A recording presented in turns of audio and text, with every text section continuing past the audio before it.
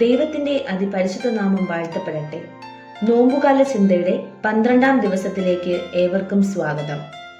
ഉണർന്നിരിപ്പിൻ. 1 കൊരിന്ത്യർ 16-ാം അധ്യായം 13-ാം വാക്യം. ക്രിസ്തീയ ജീവിതം നിരന്തരമായ പോരാട്ടമാണ്. ശത്രു എപ്പോഴും ഉണർന്നിരിക്കുന്നതിനാൽ നാമും ഉണർന്നിരിക്കണം. ഒരു സഭയിൽ പാസ്റ്റർ 1 മാസത്തെ അവധിയെടുത്ത് ഒരു കമ്മിറ്റി അംഗത്തിന് ഇഷ്ടപ്പെട്ടില്ല. അദ്ദേഹം പറഞ്ഞു, പിശാച് ഒരിക്കലും വിശ്രമിക്കുന്നില്ല, അതുകൊണ്ടാണ് ഞാൻ വിശ്രമിക്കുന്നത്. പാസ്റ്റർ ഉടൻ ഉത്തരം നൽകി, പിശാചിന്റെ വിശ്രമമില്ലാത്ത പോരാട്ടം നമുക്ക് നേരെയുള്ളതിനാൽ നാം ശ്രദ്ധാലുവായിരിക്കണം. ജാഗ്രത ക്രിസ്തീയ ജീവിതത്തിലെ നിരന്തര മനോഭാവമായിരിക്കണം. ഉറക്കത്തിൽ നിന്നുണരാൻ നാഴിക വന്നിരിക്കുന്നു. റോമർക്കെഴുതിയ ലേഖനം 13-ാം അധ്യായം 11-ാം വാക്യം എന്ന് പൗലോസ് പറയുന്നു. സ്വാതന്ത്ര്യത്തിന്റെ വില നിതാന്ത ജാഗ്രതയാണ്. പുതിയ നിയമത്തിൽ ഏറ്റവും അധികം പ്രാവശ്യം നൽകിയിരിക്കുന്ന കൽപ്പന ഉണർന്നിരിപ്പിൻ എന്നതാണ്.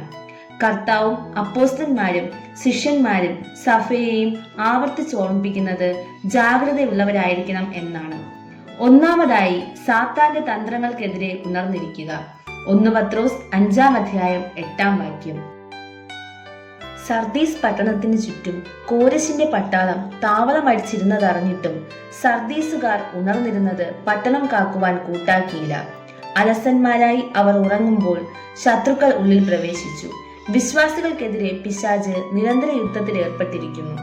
അലസന്മാരായി നാം എപ്പോൾ ഉറങ്ങുമോ അപ്പോഴാണ് ശത്രു ഉള്ളിൽ പ്രവേശിക്കുന്നത്. പിശാച് എന്ന വാക്കിന് നുഴഞ്ഞു കടക്കുന്നവൻ എന്ന അർത്ഥമുണ്ട്. ഒരു ചെറിയ വിടവ് മതി അവനുള്ളിൽ കടക്കുവാൻ. മാത്രമല്ല, ഒരു മതിൽ വീഴുന്നത് വരെ ഇടിച്ചിടിച്ച് തകർക്കാനും അവന് കഴിവും ക്ഷമയുമുണ്ട്. ഒരുവനെ താഴ്ത്തുവാൻ എത്ര ശ്രമം വേണമെങ്കിലും നടത്തുവാൻ പിശാച് തയ്യാറാണ്. അതുകൊണ്ട് പിശാചിനെതിരെ നിരന്തരമായ ഉണർവ് ആവശ്യമാണ്. രണ്ടാമതായി, പരീക്ഷയിൽ അകപ്പെടാതിരിക്കാൻ ഉണർന്നിരിക്കുക. മത്തായി എഴുതിയ സുവിശേഷം 26-ാം അധ്യായം 41-ാം വാക്യം. നാം പ്രതീക്ഷിക്കാത്ത സമയത്താണ് പരീക്ഷയുണ്ടാകുന്നത്. അതിനാൽ ഏത് സമയത്തും ഉണർന്നിരിക്കേണ്ടതിനാണ്.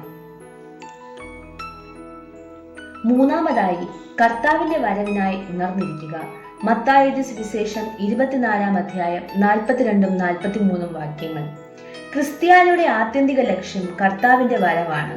എന്നാൽ ഉണർന്നിരിക്കാത്തവർക്ക് ഈ ഭാഗ്യം ലഭിക്കുകയില്ല. തന്റെ വരവിന് വേണ്ടി ഉണർന്നിരിക്കേണ്ടതിന്റെ ഗൗരവവും ഉപമകളിലൂടെ കർത്താവ് പ്രസ്താവിച്ചിട്ടുണ്ട്. പരദേശത്ത് പോയ യജമാനന്റെ വരവ് മർക്കോസ് എഴുതിയ സുവിശേഷം 13-ാം അധ്യായം 34 മുതൽ 37 വരെ. ബുദ്ധിമാനായ ദാസൻ ലൂക്കോസ് എഴുതിയ സുവിശേഷം 12-ാം അധ്യായം 42 മുതൽ 48 വരെ വാക്യങ്ങൾ. 10 കന്യകമാർ മത്തായി എഴുതിയ സുവിശേഷം 25-ാം അധ്യായം 1 മുതൽ 13 വരെയുള്ള വാക്യങ്ങൾ.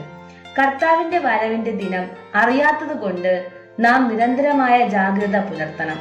ഓരോ ദിനവും കർത്താവിന്റെ വരവിന്റെ ദിനം ആരെന്ന ചിന്തയിൽ വേണം നാം ജീവിക്കുവാൻ. നാലാമതായി, ദുരുപദേശങ്ങൾക്കെതിരായി ഉണർന്നിരിക്കുക. അപ്പോസ്തല പ്രവൃത്തികൾ 20-ാം അധ്യായം 29 മുതൽ 31 വരെയുള്ള വാക്യങ്ങൾ. എഫെസോസിലെ മൂപ്പന്മാരോട് സംസാരിക്കും അളവിൽ ആട്ടിൻകൂട്ടത്തെ ആദരിക്കാത്ത കൊടിയ ചെന്നായ്ക്കൾ സഭയിൽ കടക്കുമെന്നും ദുരുപദേഷ്ടാക്കന്മാർ വിശ്വാസികൾക്കിടയിൽ നിന്ന് ഉണ്ടാകുമെന്നും പൗലോസ് പ്രസ്താവിച്ചു. അപ്പോസ്തലനായ യോഹന്നാനും യൂദായും ഉയർത്തെഴുന്നേറ്റ കർത്താവും ദുരുപദേഷ്ടങ്ങൾക്കെതിരെ മുന്നറിയിപ്പ് നൽകുന്നു.